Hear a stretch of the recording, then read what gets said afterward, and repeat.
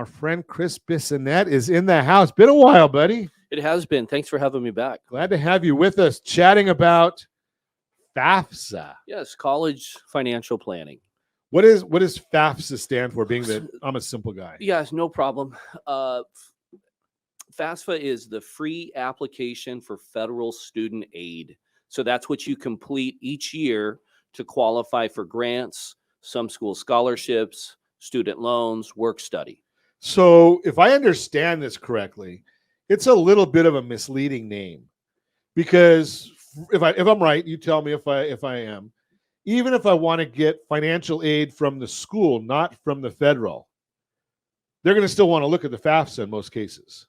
99% of schools, yes, would want to use they use the FAFSA to qualify for financial aid. 1% use the CSS profile. Okay, so basically, if you're going to college and you want any hope of getting federal aid, local aid, grants, a presidential scholarship. Some scholarships can be when you apply to the school, because that's based off your grades. But if you want to get like a grant based on financial need, a student loan, you have to complete the FAFSA. Well, student loans, and we talk about student loans a lot on Ron Siegel Radio. Again, rsrstudentloanhelp.com if you want to get more information on that, rsrstudentloanhelp.com. Those are for people that had student loans. But the price of college is just skyrocketing. It has skyrocketed. I was mentioning at the break that a client had sent me over their award letter for USC, and it was the first time I had seen a 9 in front of the cost of attendance. So it was $90,242 for this year to attend Southern California. Now, what is when you say 9? Is that just the tuition plus room and books, or is that including? So how they determine it, it's called cost of attendance. That's tuition, room and board, and sometimes miscellaneous, but usually tuition, room and board, and books. Wow. Yeah, I think tuition is $60,000, just the tuition. Same with Chapman. I think it's $60,000. So when you start looking at those things, do you have data and on how long it takes somebody to get that 4-year degree? Well, the average is 5.6 years. 5.6 years to get the 4-year degree. And 1/3 of freshmen changes majors or drops out. So a lot of Americans are just doing it completely wrong. They kind of give up when they get to this point. Go to community college. We'll figure it out. But there's usually not a plan. Wow. So 1/3 drop out. Or change majors. So they're just picking the wrong major, wrong school, taking too long. It's kind of a big mess. I call it the college planning dilemma. And then the strategy is to do loans. And I think the average student loan, if you have one, is about $44,000 now. $44,000 on the average student loan. If you have one. Some students don't, but if you have one, it's about $44,000. Wow. And you wonder why we've been spending so much time talking about student loans, being that, 6 days ago, you probably got a statement. If you had a student loan 6 days ago, you got your statements, and they start becoming due again the 1st of October. I think the average payment was $500 or something. Yeah, it's a lot of money. Now, I shared just recently, we could figure it out, because I think the last number I saw, the average interest was 6.5%. Maybe higher now, being that interest rates have gone up, but 6.5%. And, $44,000 is a lot of money. Yeah, the most I've seen it twice, was $400,000 in student loans. Well, I've seen it twice. And we did run across one just recently that was right around, I think it was around $300,000 we talked about. And it helped. It's a very, very sorry story, because it actually helped build that football stadium over there in Inglewood. Because that company ended up refinancing these folks, this lady. She was a psychologist. I'll tell the story real quick, because I want to get back onto what you and I want to talk about, Chris. But basically, she took, I think it was about $340,000 in student loans, refinanced them into about a $4,000 a month payment for the next 25 years. The catch was, had she gone and talked to our friends over rsrstudentloanhelp.com, her monthly payment would have been $1,400. So it's over $2,600 in savings, based on just the laws that are already on the books, not the fantasies that we hear from the administration and politicians. but the laws that are on the books would have gone to about $1,400. The catch was she'd already made 7 years worth of payments and would have only had to make those payments for another 3 years. Going to cost her over $500,000 extra by refinancing. Don't refinance. rsrstudentloanhelp.com. Check them out first. rsrstudentloanhelp.com. Let's get back to our conversation, chatting with Chris about, ways of positioning, because you help people fill out the form. Yes, I work with a company that will complete it, has power of attorney to do it, just like your CPA does your taxes. But that's really not your full mission. Yeah, so that ideally what we want to do is we look at the client's financial situation to see if anything can be changed prior to applying, which is all legal. It's not like a 5-year look back like Medicare. So you could have $1 million in your checking account today, move it, then file the FAFSA. They only go by the date of the FAFSA. So there's little things you can do to qualify for more aid. And then the second thing you can do is you can hold on to appeal it. that. Yeah. We're going to talk about strategies and appealing. Continue our conversation. Chris Bissonnette, he's the FAFSA pro. He's in here chatting with us. And we were talking before the break about the 90 plus for USC. And I saw an article, was it yesterday that came out? Who came out yesterday with the article about best college in America is Princeton. And they used with basically what they said was it's based on graduation rate, people that starting and finishing. That's what they were kind of using as their metric. I use Princeton in my software. Interesting with Princeton, you can go there for free if you have a low EFC number, like on your FAFSA. It's $8 is what it's cost per year. Wow! And the reason being is they have $3 million per student. That's why, to give you. $3 million per student. Explain how that works. Yeah, so each school has an endowment, which is just a bunch of money in it, and they can give money to the students. So USC has $8 billion, for example, in its endowment, and Harvard has $45 billion, which is more than half the countries on Earth. So these schools have incredible amounts of money to give you if you qualify. So you mentioned Princeton, you mentioned USC, and you mentioned Harvard. Yes. Those are all private schools, aren't they? Yeah, they're the ones that have all the money. So you can go to those schools for free if you can qualify financially. So basically, if I'm hearing right, that you're better off applying to a private school than you are to a public school. It depends, but yeah, if you want to, the one issue I see a lot of people do is they're like, let's say maybe lower income, so they apply to the state schools. Right. And I say, well, you're not going to get any money at these schools. If you can get in, you want to apply to the most expensive schools you can find because it'll be way less expensive. And most people don't know that. That's interesting. So now, before the break, you were talking about strategies. Yes, strategy. So there's ways. So when when I work with a family, I look at their financial picture, income and assets, and then I determine if there's something we can do to get the numbers down so they'll qualify for more aid. A lot of people don't know you've got to do the FAFSA process every single year, which surprises some people. And so each year you can do things to qualify for more free money, grants really is what it is. So if I'm a high net worth individual, maybe I go and I win the lottery tonight. Thankfully, I don't have any kids ready for school. But is that what you're talking about? Is that, I could even get aid even if I had that kind of wealth? You can, as long as it's in the certain places. So like home equity, for example, doesn't count on the FAFSA. So home equity does not count. You could have a $10 million house. They don't count it. You could have $100 million in your 401k or IRA. They don't count it. What they're really looking at is liquid assets. So you have like a brokerage account or you have rental properties. But still, rental properties isn't a liquid asset though. They still count it as an investment, but you can also, instead of putting the value, you can use the tax assessed value. And so there's little strategies you can do to get more aid.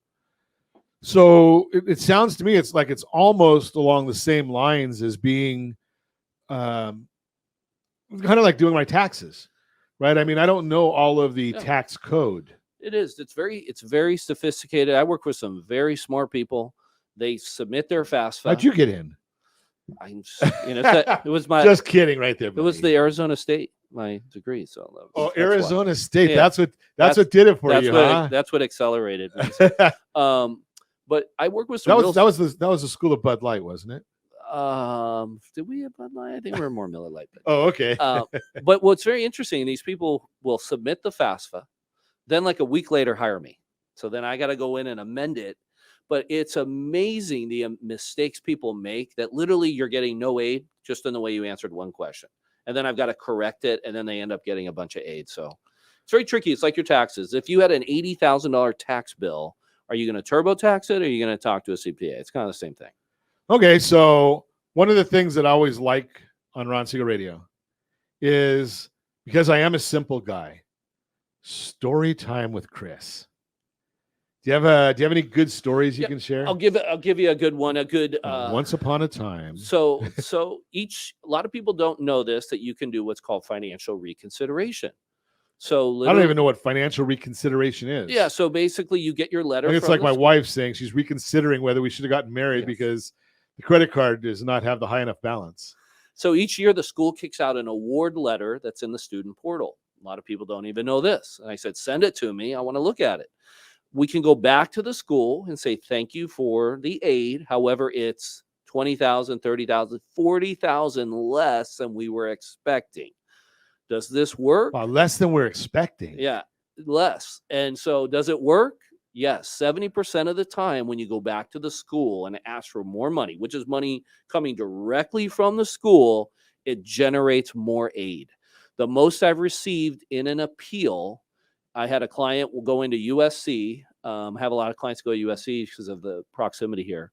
He received 0. We went back and appealed. He received $8,000. I had to play that for you because I know you went to Arizona State. Yes, love you to say so.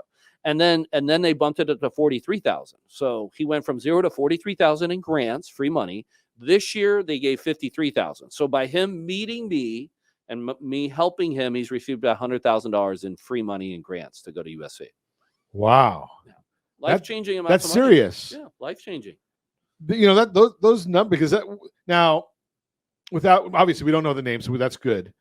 Would he have been able to go there without having met you?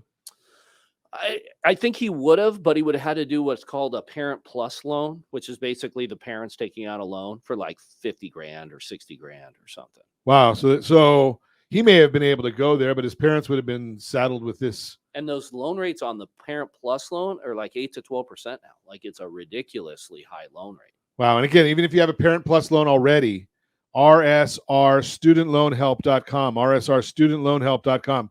Go over there, talk to those folks. Chatting is free. I'm just going to throw that out there. Do they charge if you need the help? Yes. Not a lot of money, but the conversation, absolutely free. And when you go on to rsrstudentloanhelp.com, you're going to put in 4 or 5 numbers, and you'll find out, a worst case scenario of how much money you're going to save. rsrstudentloanhelp.com. Continuing our conversation, Chris Bissonnette is with us this morning talking about FAFSA. He is the FAFSA Pro. And I guess you can find Chris everywhere under FAFSA Pro. Yes, I have a LinkedIn, a Facebook page, website. Okay, now, let's see. The college students or high school students, they probably don't even know how to spell LinkedIn. Facebook is for old people like me. Are you on Instagram with that, FAFSA Pro? I don't have the FAFSA Pro. Instagram. No name there. Okay, well, go to LinkedIn and Facebook. FAFSA Pro. Or just FAFSAPro.us. FAFSAPro.us. Okay, that's an easy one. Yeah. So, changes on the FAFSA. Does it change like taxes? Well, this year they're changing it for the first time in like 20 years. So they originally brought this FAFSA Change Simplification Act up years ago, but it keeps getting pushed off. Like the site wasn't ready. So this year, rolling it out. You can't file the FAFSA October 1st like you normally can. You have to wait till December 1st because they're behind. So you got to wait 2 more months. Is this a federal agency? I guess, yeah, and the FAFSA itself is like super archaic. So you would go in and it's just like the software's super old and they need to be updated. But the big changes this year are, one, they're removing the multiple student discount. So if you have 2 children in college at the same time, they would cut your EFC, the amount of money you're supposed to pay, in half. So it would be 50% for one student, 50% for the other student. Starting this year, it's 100% for each one. So if you have 2 kids in college, potentially cost of college is going to go up tremendously for these families. That's the real big one. Then they're changing. That's huge. It's huge. And some people are going to be really shocked when they're like, why is it like 20, 30, 40,000 more this year? Oh, we removed the multiple student discount. So that's going to be a shock for some people. So that'll probably help you, though, in your mission to help people Lower the numbers. Put their assets in the right places. It can. And the only problem, sometimes a lot of it's based off income, and I can't do anything about the income because it goes back 2 years. But that's going to be a big one. They're also changing the expected family contribution. That's just a term that they use now, called student aid index. It's kind of the same thing, but they just decided that it was confusing. People thought that's what they paid, but it wasn't. It was kind of a range. So now it's called a student aid index. And then there's a couple other minor changes, but those are the kind of the big ones. Wow. Okay. So the big one there, I mean, you can call it whatever you want as far as that EFC changing the student aid index, but that multiple student discount, where does this come from? Do you know, Chris? I mean, is it from Department of Education? Federal government, I guess. I think the federal government. Like I said, I remember hearing this like 3 years ago that they were coming out with all this stuff. And then, oh no, we're pushing it out. Oh no, we're pushing it. I wouldn't be surprised if, like I said, they were supposed to, usually you can file the FAFSA October 1st, but this year it's December 1st, almost like they're not ready yet. So we'll see what happens, but there's a big problem filing the FAFSA. A lot of people have issues with it. So do you think that and I'm sure you're just going to hypothecate like I would, is our deadline for making a decision for schools going to be pushed back 2 months? I don't think so. Maybe they can. Yeah, I mean, I know that's not your wheelhouse, but they do put. There are little decision dates. They come out and say, "Hey, like May 1st, you've got to put your money down," or April 1st, you got to make a commitment. I don't know how that's going to affect things with FAFSA. It's very confusing, the whole process. So it's gonna make it even more important, though. The bottom line is it'll make it even more important if somebody like you, who's doing this for numerous families and been doing it for many, many years, you don't have the answers. What is the average Joe like me going to say? Right? I'm going to have less answers. Right? So it's going to be more important to talk to someone like yourself who's collaborating with, because I know some of these services that you're in partners with, there's a lot of collaboration that goes on around the country with different people that are doing things like you do. Mm-hmm. And you can share, okay, this is what I found out today. And the next guy can say, or gal, this is what I found out today. Whereas as an individual parent with my kids going to school, a grandparent, I don't have that luxury. Yeah, you have to go online and try and search it. And it's kind of... and everything that's online is true. It's very, very confusing stuff. Like I said, the easiest way to liken it to, you have an $80,000 tax bill, right? Are you going to TurboTax it, or are you going to maybe talk to maybe a CPA or some sort of tax professional and see if maybe we can get that down to $60,000? It's the same thing with college. It's just that there's very few people like me in the U.S. who do this. So people just do it themselves. I was saying that even without college, that there's very few people like you. That's a whole... wait. Something I do have that... If you want more information about this, give me a call at 800-306-1990, 800-306-1990. Be happy to put you in touch with Chris Bissonnette. He is the FAFSA Pro. We've been chatting with Chris for several years on FAFSA and college financial planning. And there's so many stories, there's no way we could get to all of them, where we've heard of families all the way from moderate income to very high net worth individuals who have had successes by having a consultation with Chris and his team. So if you want to meet Chris, give me a call again, 800-306-1990, 800-306-1990.